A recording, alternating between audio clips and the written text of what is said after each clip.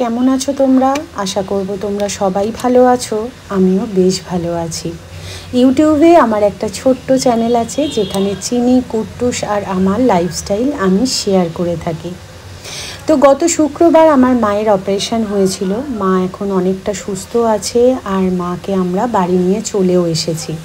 মা এখন আমার বাড়িতেই আছে।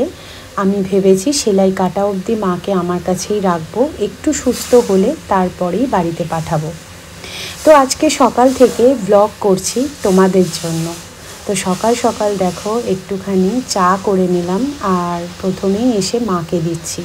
মা এই ঘরেই শুয়েছিল। কাল রাতে একটু টিভি দেখার ইচ্ছা হয়েছিল, তো টিভি দেখতে দেখতে এখানেই বললো আমি ঘুমিয়ে পড়বো।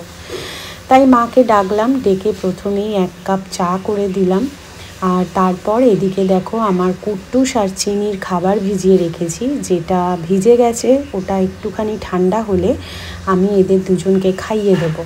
আর ওইদিকে রিন্টু অফিস বেরোবে, ও তাড়াহুড়ো করছে, ওকেও খেতে দিয়ে দিয়েছি।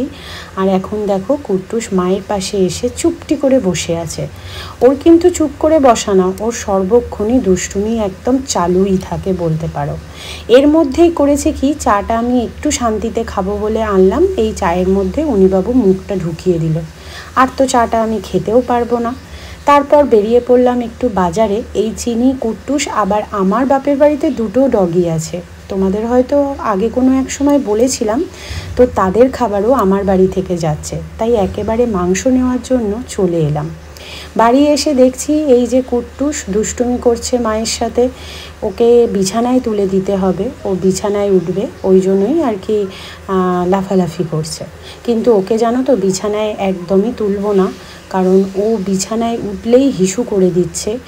আর এখন ওয়েদার নিয়ে কিছুই বলা যায় না, কখন বৃষ্টি নামছে কখন কি হচ্ছে, যার ফলে বিছানায় ওকে তুলি না। কারণ বিছানার ওই চাদর এটা ওটা ধোয়া অনেকটা মানে কষ্টকর হয়ে ওঠে, তো তাই তার মধ্যে বুঝতেই পারছো এখন একটু বেশি চাপে আছি, যেহেতু মা রয়েছে, মাকেও মানে দেখাশোনা করা, সংসার সামলানো, বাপের বাড়িতে যেহেতু ওরা আছে ওদের সামলানো, এই সব নিয়েই আমার দিন কাটছে। তো চলো আবার নেক্সট ব্লগ নিয়ে তোমাদের সামনে